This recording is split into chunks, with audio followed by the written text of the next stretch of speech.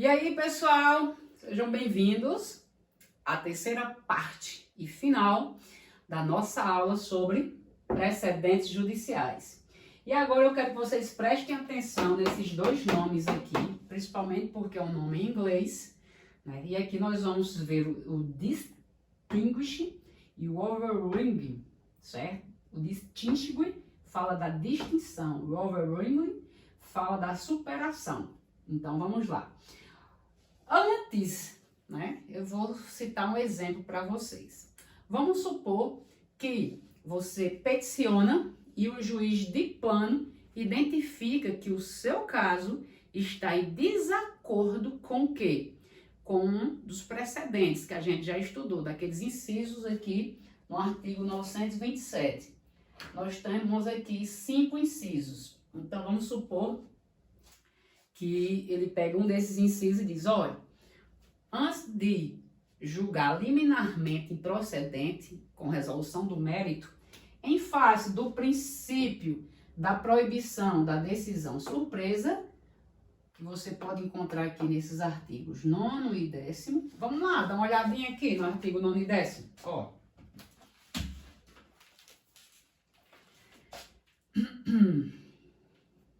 Vamos lá, presta atenção.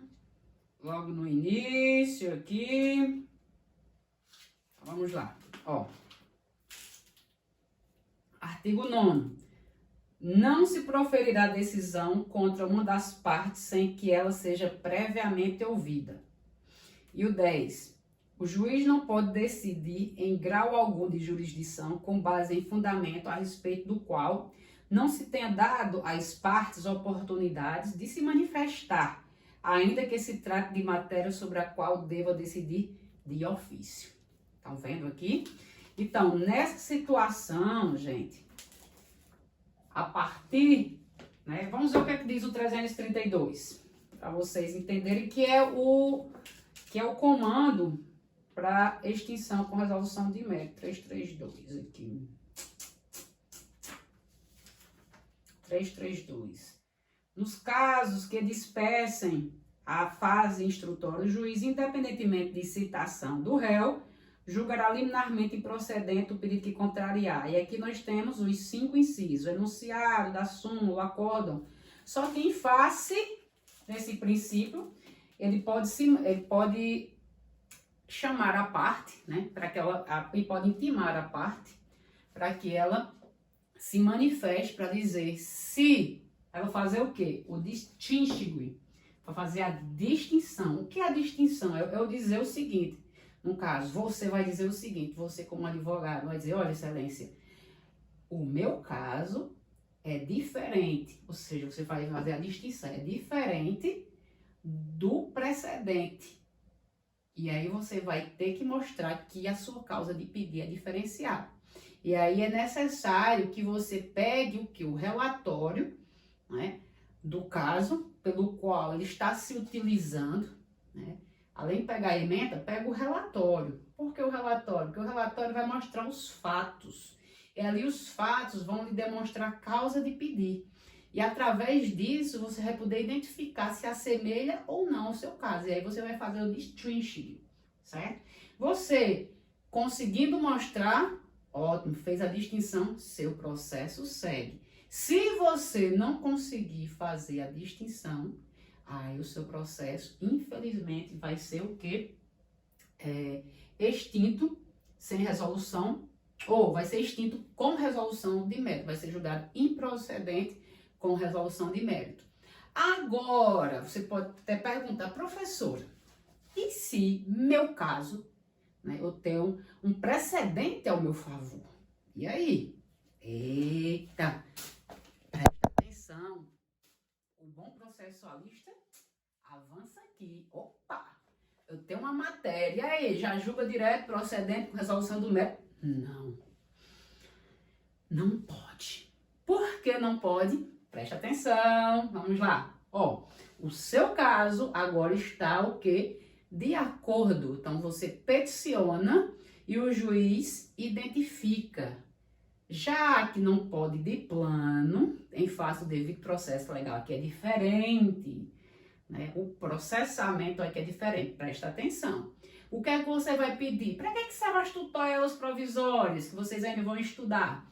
As liminares. Aqui você vai pedir uma tutela provisória, especificamente uma tutela de evidência, porque as tutelas provisórias, elas são subdivididas em tutelas de urgência e tutelas de evidência. A tutela de urgência nós temos antecipada e cautelar.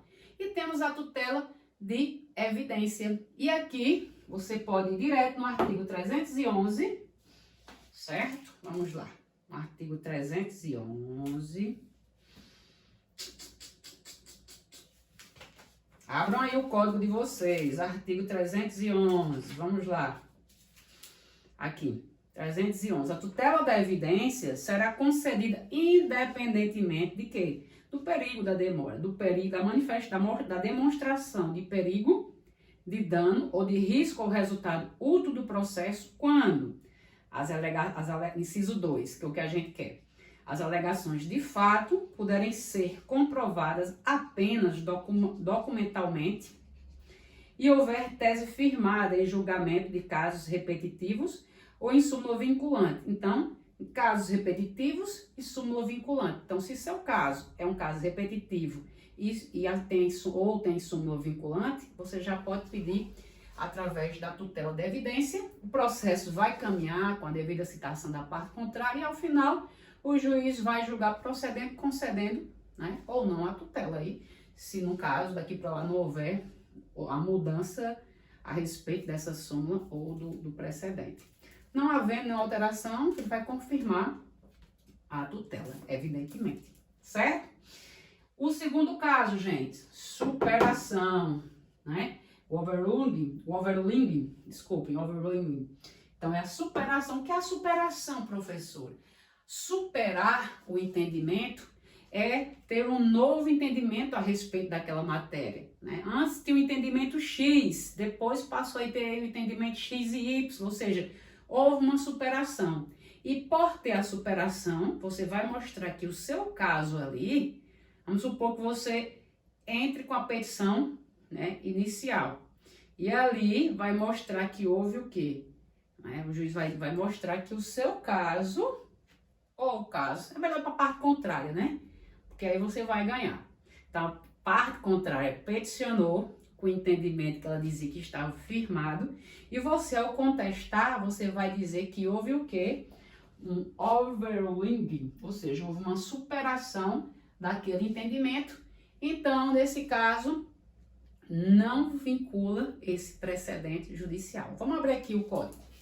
No artigo 927, parágrafo 3º, diz: na hipótese de alteração da jurisprudência dominante do Supremo Tribunal Federal e dos tribunais superiores, ou daquela oriunda de julgamento de casos repetitivos, pode haver modulação dos efeitos da alteração no interesse social e da segurança jurídica.